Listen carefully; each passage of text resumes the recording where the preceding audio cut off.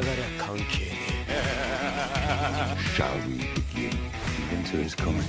I can do this all day. Tear down this wall. Hello and welcome to the third season of IKU's Unscripted podcast. And right from the beginning, we are gonna put the pedal to the metal as we are joined by the most versatile racer of all time, having won races in Formula 1, IndyCar, the World Sportscar Championship, and NASCAR. From 1961 to 2000, he participated in 879 races, winning 111 and earning pole positions in 109 of them.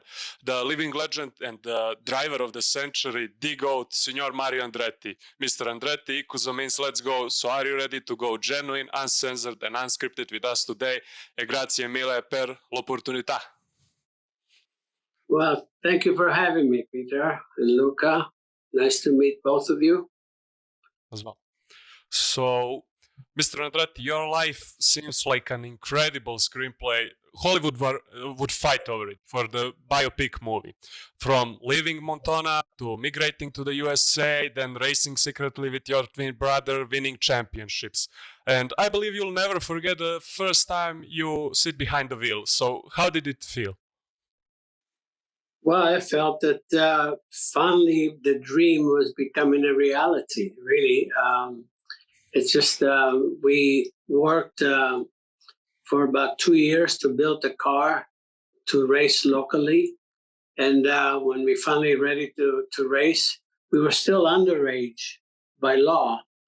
But we did a little trick on our birth date on my license. And so anyway, we started. Yeah. And I say we because my brother, twin brother Aldo, we had the same objective, the same dreams, and so we began, and it was just a wonderful feeling, mainly because the very first race, Aldo's the one that drove it, and he won it.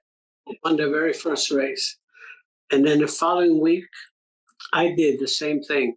There was no better way to begin a career than that. Obviously, for some reason, everything worked. We were fortunate to have some good friends that helped in building the car properly because we did not understand all those things at that age, but we had good help and they took us in the right direction. And so anything. Anyway, it all began wonderfully, and my career began actually in 1959. And we only have the record from 1961 because that was legal age. But before 61, I won 23 races in stock cars in 2 seasons, and those are not in my official count. My official. Record that we have. But you said something very interesting there. Well, there's not a better way to start a career, but correct me if I'm wrong. When your first race in Formula 1, you also won your debut race in United States, right? So history repeated itself again, right? Well, my first race in Formula 1, I was on pole position. Yeah. And which was very satisfying, as you can imagine, obviously, because my dream was ultimately to do Formula 1 throughout my career, and to have the opportunity to do it with Lotus, Colin Chapman was really, really very fortunate to have that. And then to put her on pole, it was wonderful. And the thing, it's amazing how things have happened because my very first season as a rookie in IndyCar at the top level, I won the national championship. And then the following year, I also won a national championship.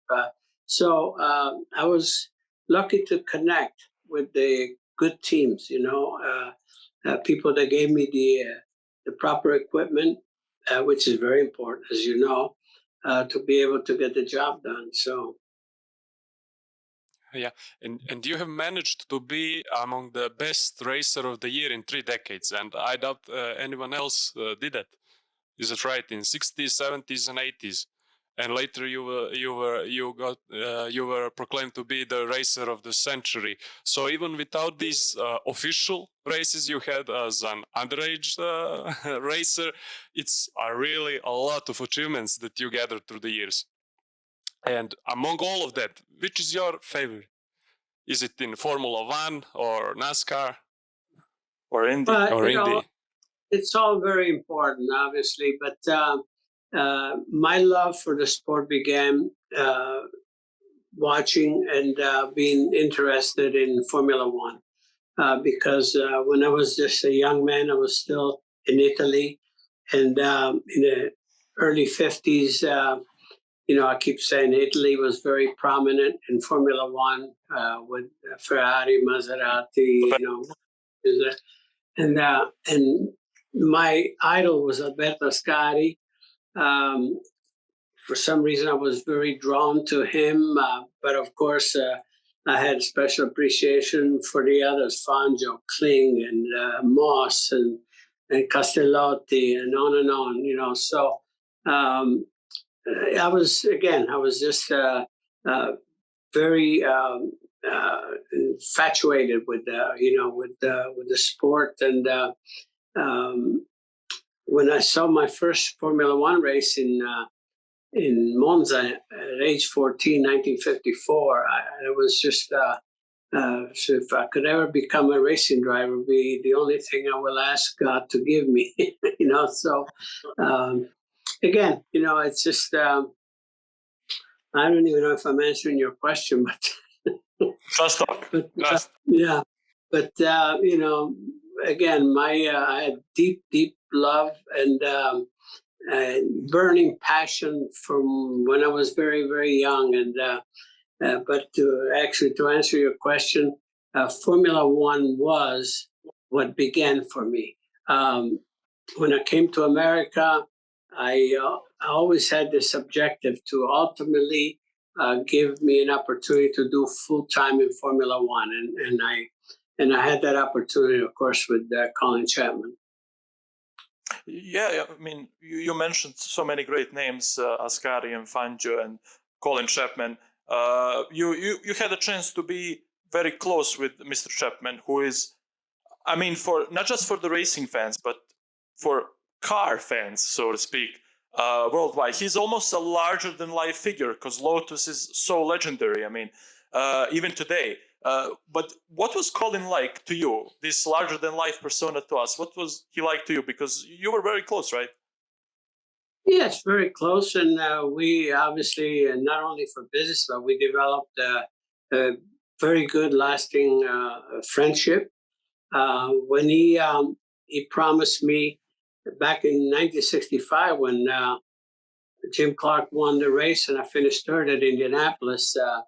I told him that I would like to do Formula One someday. He said, Mario, when you think you're ready, you call me and I will have a car for you. And that was fantastic. But also, Mr. Ferrari was very, very good to me in many ways because I was even invited to, after I won my very first Formula One race for Ferrari in South Africa, and then I won a non-championship race here in America.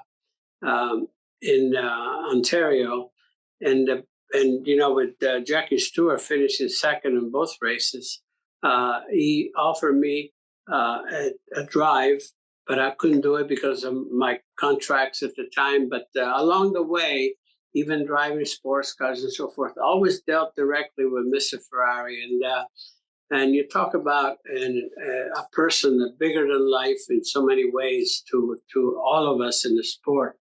Um, he was always straightforward, just wonderful, kind, and appreciative with me always. So just the idea that I could deal with him directly was something very, very important and very precious to me. I have, now that you mentioned Ferrari, I have here This is his personal writings. It's called Il mio G.O.A.T terribly from Ferrari. It was like his personal writings during his life. And there's a part where he like writes about all the writers that wrote for Ferrari. And he mentions you multiple times through the book, but he gives you one passage specifically. So I would like to read it to you to get your reaction to it. Here it goes. Brave and generous, serious professional is Mario Andretti, originally from Trieste, idol of America. He even rose so far that he was able to reach the glory of Indianapolis. For years, it was impossible to have exclusive right to him, since he earned astronomical sums of money in the United States, and therefore couldn't decide to come back to Europe. When we could finally put together a whole season at F1, he didn't need a long time to get to know all the circuits and end up among the best. I thought of him immediately in 1977 as a after driver from Lauda, which unfortunately was not possible. He became the champion of the world, but not with Ferrari's car, and therefore it was very much sorrow for me and numerous supporters of him and Ferrari. Some of the most beautiful victories of Ferrari in the 70s are related to his name. We're in constant contact, and our plans are always we are always discussing the plans of Italian domination in Indianapolis. Every year, we talk again. We pass drawings, figures, organizational schemes, but difficulties come up. Ferrari, after a fortunate episode with Ascari in 1952, was no longer coming to Indianapolis. And that may be the only trophy we don't have.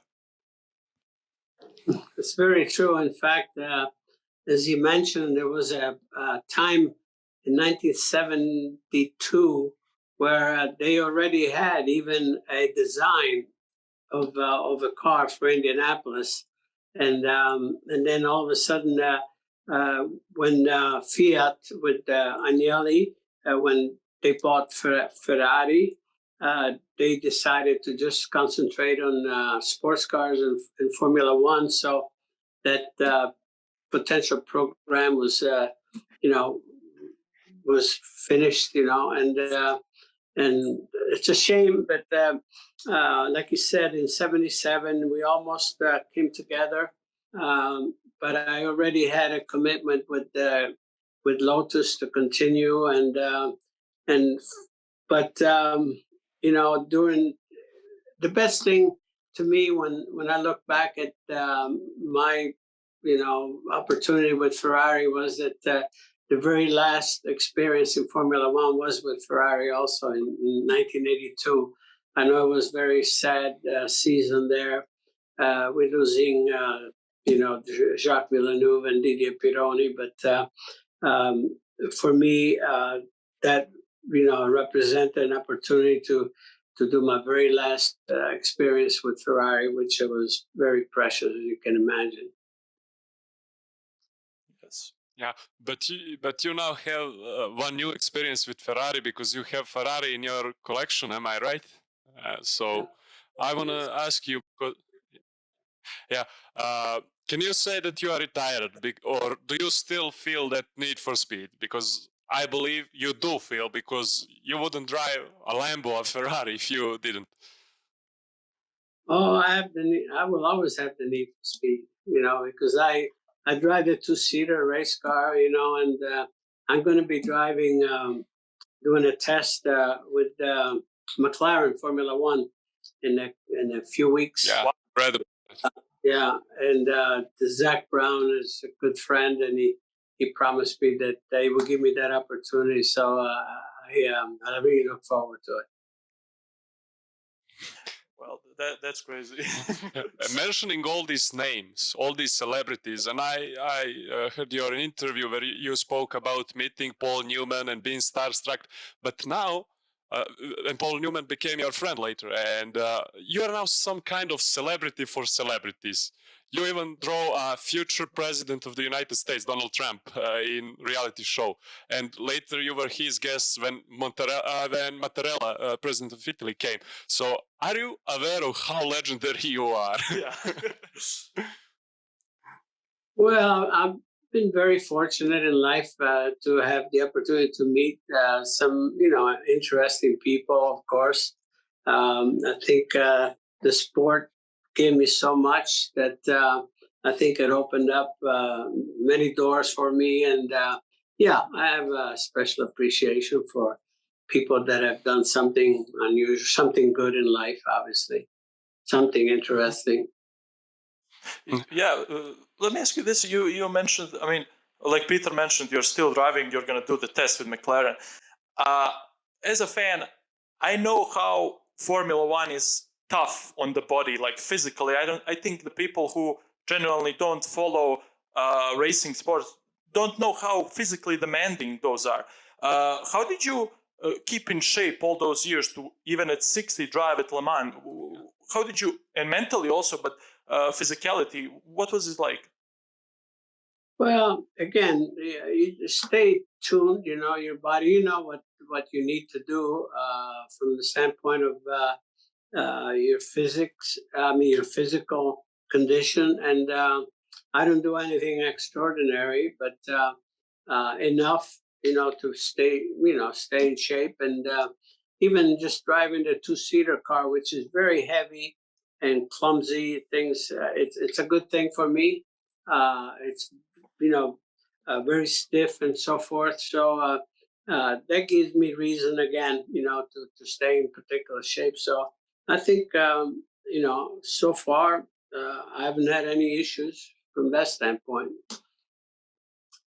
I want to do it so bad, that I want to make, that once the adrenaline is flowing, you just go.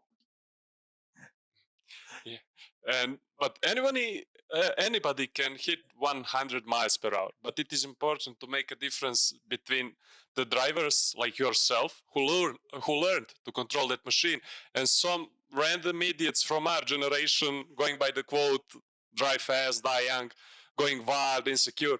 But you know how to push through limits, but while doing so, while you are under that adrenaline rush, you said, are you calm, anxious, afraid, or just excited? I mean, those emotions in the car while on the racetrack. Well, there are emotions, of course, and that's natural.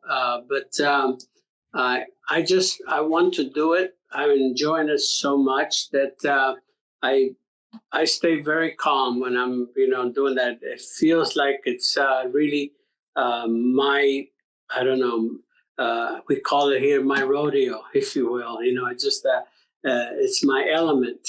I feel very much at ease when I'm in a race car of any kind. I feel just that's where I belong. I've been doing it for so long, and if I have any aches or something, all of a sudden everything goes away. So it's a good medicine for me. Not the kind of medicine that doctors would recommend to the people of your age, but fuck them. Probably not. Probably not. Let me ask you this. You mentioned what was the honor of driving for Ferrari, and obviously you spoke about Chapman and Ferrari. But as far as the drivers go, your son also drove with Ayrton Senna. I want to ask you about that as well. But what are some of the drivers, not just from your time, but today, 90s, whatever, that you consider the best? Do you have maybe a Mount Rushmore of Formula One, or one guy you consider the GOAT, something like that? Well, I'm one that will never openly declare any assessment of drivers. There are many that have been just outstanding, no question. We know who the champions are. You mentioned already, many people consider Senna the best of all time. Some Fangio, some this, some that, and which is fair enough. All I can say is that there's been, outstanding drivers that have excited, the world, of motorsports, and from my standpoint, I have my own ideas, but I will never express it openly because I think there are several, there are many, and I'm afraid I would always leave somebody out, but I do have a certain appreciation for so many great talents, that blessed our sport. Um, and that's it. I mean, and even from my standpoint, the opportunity that I've had to drive against some solid champions. These are the individuals that make you a better driver because you know what you're up against. You know that you have to work harder and all of that. That's what it takes. I think it makes you a better person um, professionally, and again, that's how I looked at the benefit of going up against some individuals that I really looked up to, that inspire me. And that's what, again, that's what gave me a lot of the drive that I needed, to reach some of my goals. Um, and again, I was always one of those that I would go for that, what might seem sometimes impossible goal, but you have to think big if you have any chance at all of achieving anything. So that was always the way I motivated myself.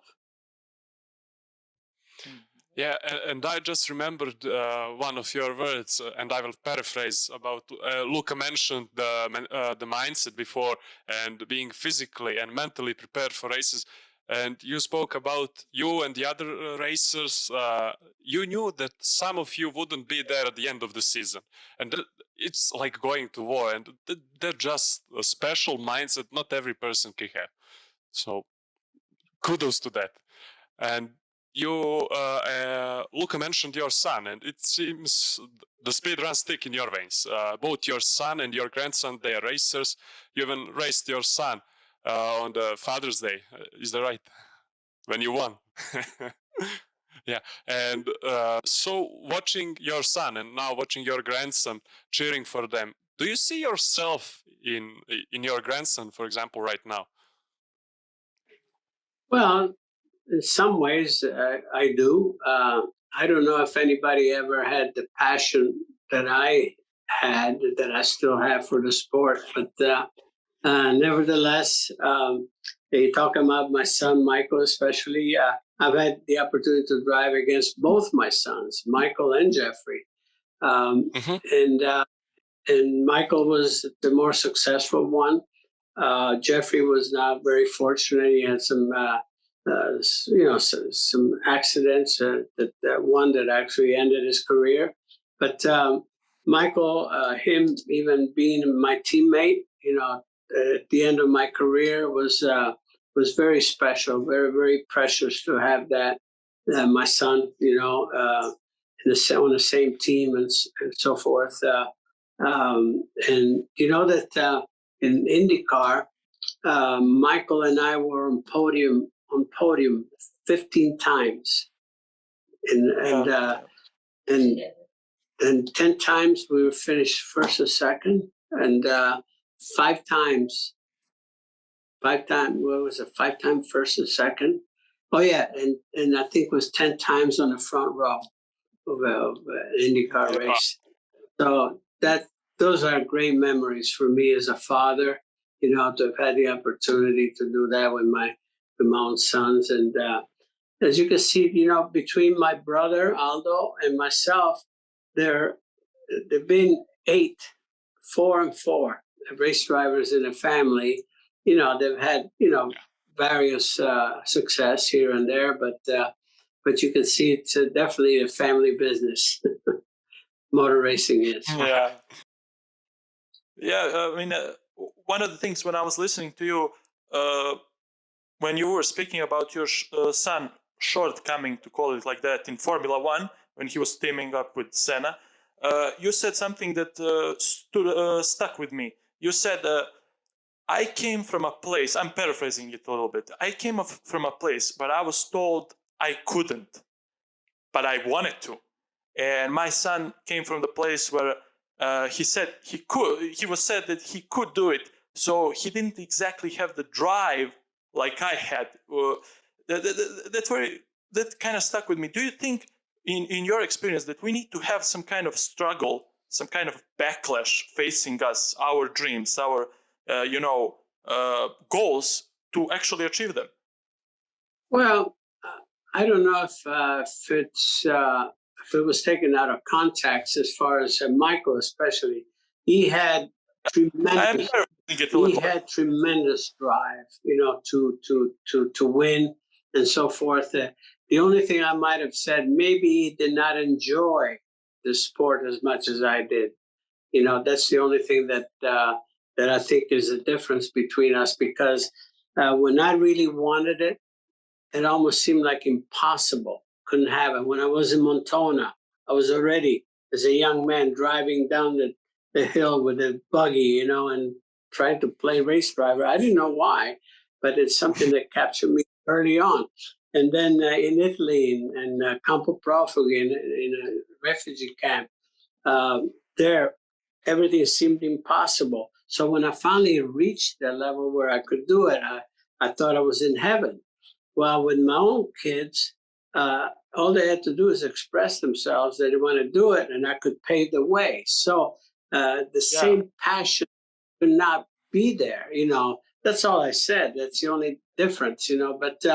But make no mistake. You talk about Michael. The only thing I'll touch on that on his Formula One experience, he went with the best team at the worst possible time, when he went with McLaren. First of all, Ayrton Senna was supposed to go to Williams. And yes, I know. And Mika Hakkinen was supposed to be his teammate. And Mika Hakkinen was already hired from Lotus. And then all of a sudden, the last minute, the deal didn't come together for Ayrton. And here it is, Michael and Ayrton. And of course, there was two high-priced drivers for Ron Dennis, and guess who was not welcome all of a sudden? But there was a contract, and then there was Mika Hakkinen, which was there, was hired, and he had no ride. So Michael was not treated very well there at the time, quite honestly. And I think that's something that's very well known. And he felt very disillusioned because of that. So again, it's too bad, because trust me, Michael could have been a champion in Formula One with a team like McLaren or Williams. Guarantee you. And it's just that things just didn't go well. The only thing I can say, and I will say this directly, that Michael.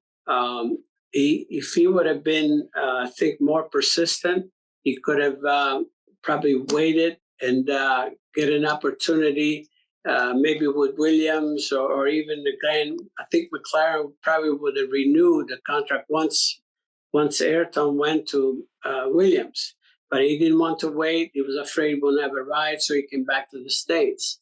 But like I said, I know that Michael didn't have the extreme passion of Formula One like I did, but I know he would have been good there, because I tell you what, when it comes to really trying to get the job done, I mean, Michael was in on it. Believe me, he was. He always took things very seriously. Yeah. And many say that you achieved the American dream, but for you, the term American dream, is it a motive or a state, a condition, or a process? The American dream was to be able to achieve, have opportunities to do things that I really love. And it was all there. I don't think it could have happened anywhere else, quite honestly. So, as you can imagine, I have very special appreciation for that. Yeah, and there are situations like yours when individual outgrows the American dream, when it reaches fulfillment for himself, and he becomes an inspiration for other people and keep American dream alive. So that's the situation with you, I think. So that's great. Just one more question. Do you have like favorite circuits, tracks that you rode on? Monza, maybe South Africa, US? What was it? Did you have like track that you were like a special, like, I can't wait to drive here? Well, Luca, I'm very often asked the same question, and I always say, obviously, maybe I could say my favorite tracks anywhere that I could win a race, because that's where I had the best memories, you know. But at the same time, I never really analyzed the situation this way. Say, okay, I really like this place, so I'm looking forward to it. Or I don't like it so much, but I have to go there. I try to stay positive with all of them. So look at all of them as an opportunity. Some, I think, presented more challenge than others, but at the same time, I try to treat it all the same, because by saying, oh, I like that, or I don't like that, if you say I don't like it, it means you're almost defeated before you get there, you know. So that's really the way I looked at things. So I couldn't really tell you. I'm just happy that I was able to even race at the Nürburgring, for instance, because it's something of the past, the old Nürburgring. I'm happy that I was able to do that. When I was active in Formula One, Spa was not active. They were reconstructing the circuit, and I'm sorry that I never had the opportunity to race there. But I won in Belgium, you know. But that's one that I'm missing, you know, Spa. So maybe potentially I could say, I would have loved to have raced there for all the reasons. But again, all in all the circuits that I've had the opportunity to race on, Monza very special. Why? Because Monza, that's where, you know, my dream really was cemented there. You can imagine in Italy and all that, Ferrari. But again, I was just I put something very special anywhere that I want to race. Let's put it that way. Okay. Yeah, we have a million more questions, but we are short on time. So to wrap the things up, we have a little tradition where we say a quote on our Montenegrin language, translated to the English. So Luca will have the honor to do that. Okay. The quote of the day is on our language. Čovjek koji bi sutra naletio na bilo kakvo kolektivno sranje nije slobodan. Sloboda postoji samo kao vlastito određenje. Sloboda je stvar pojedinca, a ne društva. In English it would say, a man who would run into any kind of collective crap tomorrow is not free. Freedom exists only as a self-determination. Freedom is a matter of individual, not of society. I agree with that. Yeah, as an American citizen.